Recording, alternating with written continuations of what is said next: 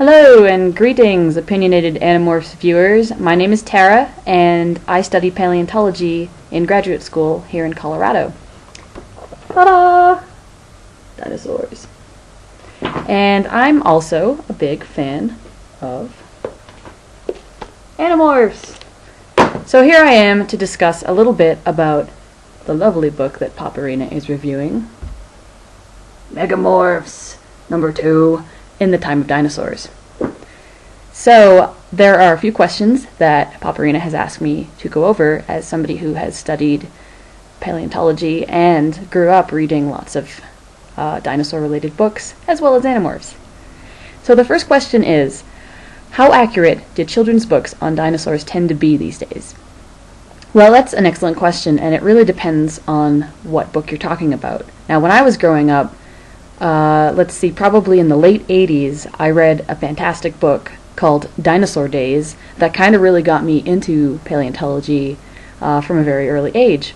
And that book was written from the perspective of sort of changing definitions of what is a dinosaur, what different names of dinosaurs are. For example, there were some out-of-date names in that book. So that book's still in print, and no one has gone back to change the names of these dinosaurs that have then had their species and genus changed to something different, which happens quite a bit in paleontology. So if you were to look at some of today's books on dinosaurs, I think probably since the early 90s there's been a huge revamping of what should go into a dinosaur book and how do we best educate children on dinosaurs. So,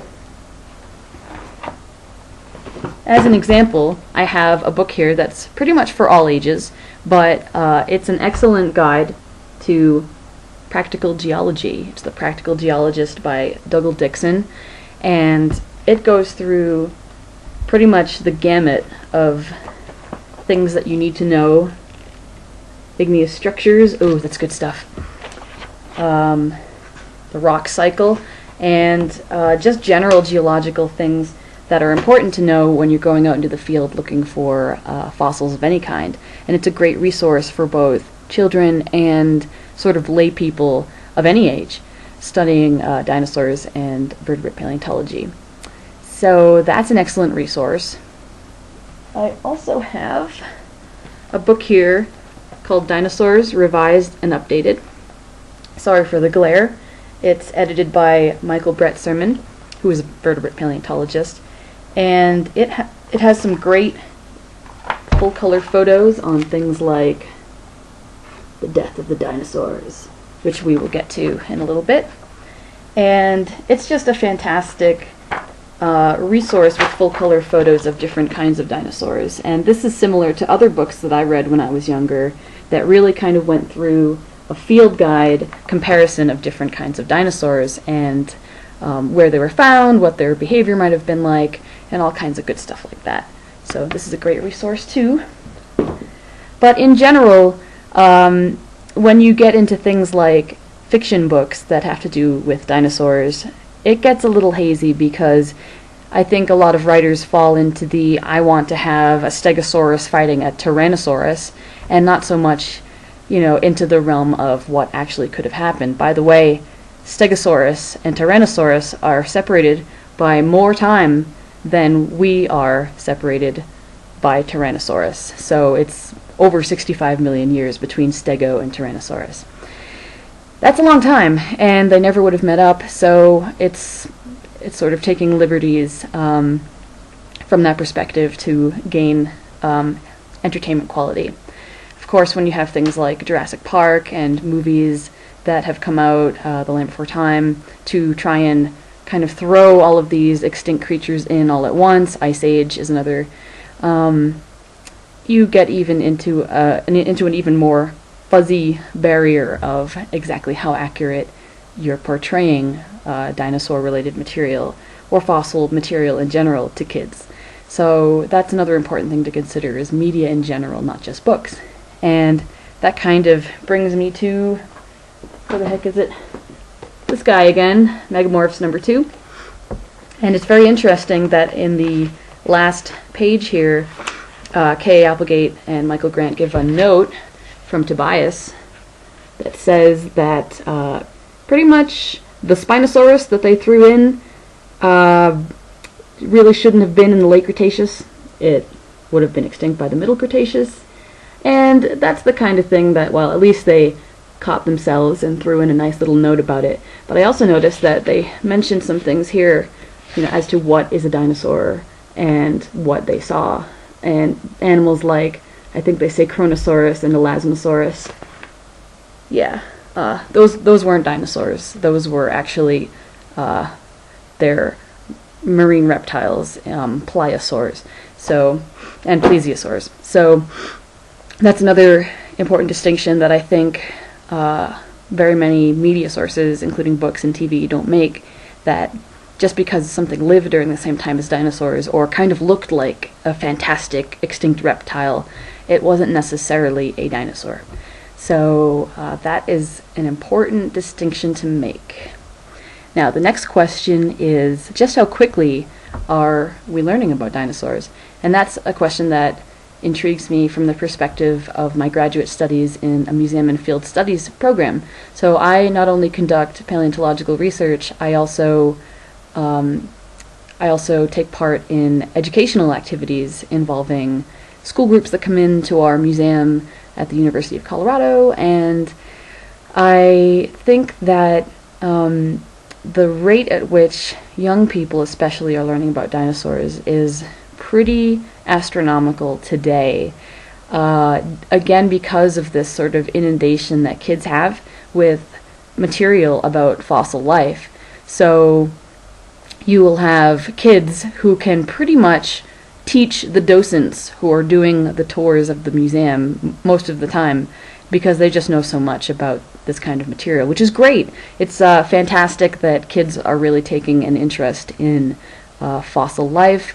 I know a lot of state educational requirements in the United States here are changing to incorporate more requirements that detail what fossils mean to us in terms of interpreting not only past environments, but what can they tell us about the world today.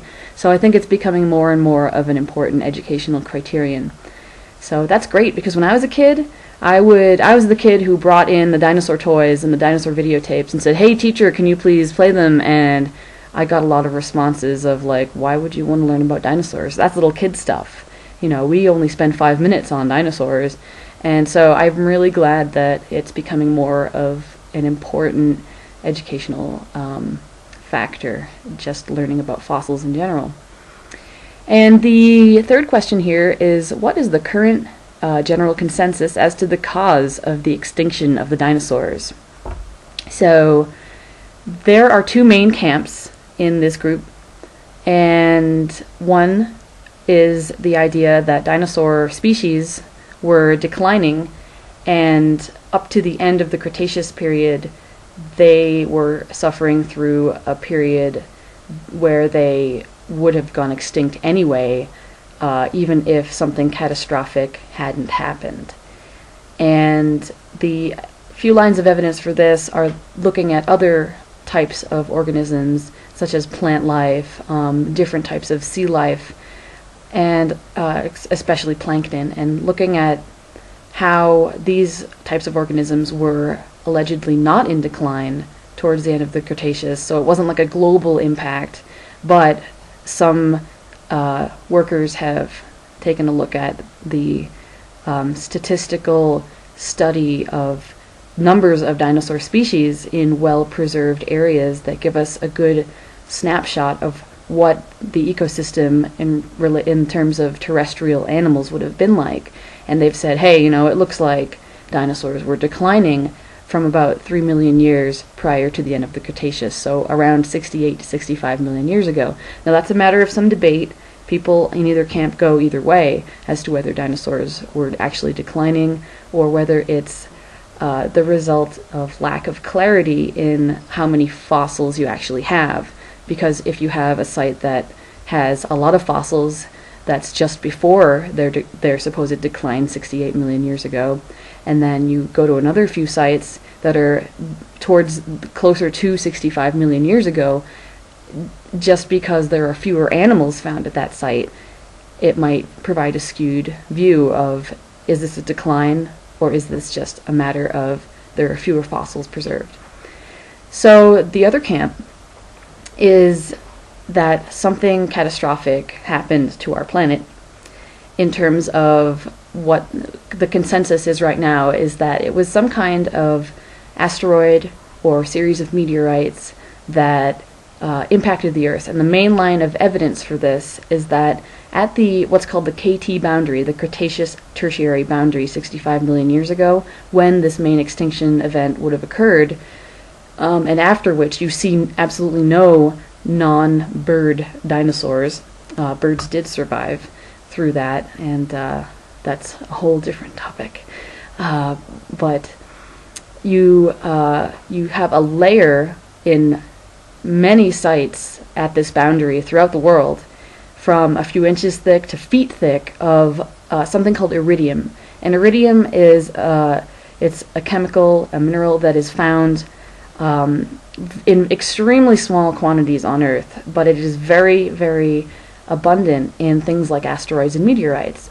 So when this was first discovered in the 70s, people started asking questions: what could possibly have caused this abundance of this rare Earth element?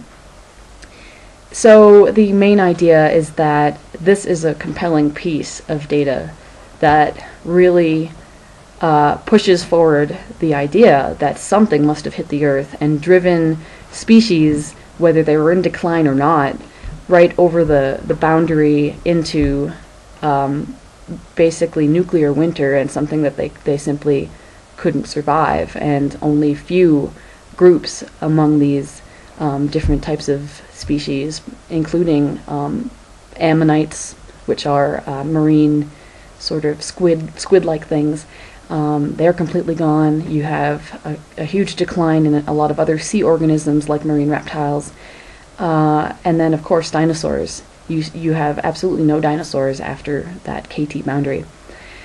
So that is really the major consensus right now. And personally, my idea is that something definitely hit the planet 65 million years ago, and it would have been a struggle for ecosystems to bounce back from that. So there is sort of a third camp that kind of thinks there might have been a mixture of the two. Maybe dinosaurs were in decline, maybe some groups were in decline and some weren't, but something hit the planet, and it's going to be hard-pressed for a group of animals, a group of organisms, to bounce back from something so catastrophic. So that's the main consensus, I would say, is it's still in flux, but something definitely hit the planet 65 million years ago, something extraterrestrial, as in an asteroid or a series of meteorites. And there's also some evidence, including gigantic craters, for example, off the coast of the Yucatan Peninsula in Mexico, that people have sort of been throwing that idea around as, well, this looks like something impacted here 65 million years ago, and it would have been certainly big enough to have caused that kind of catastrophic event.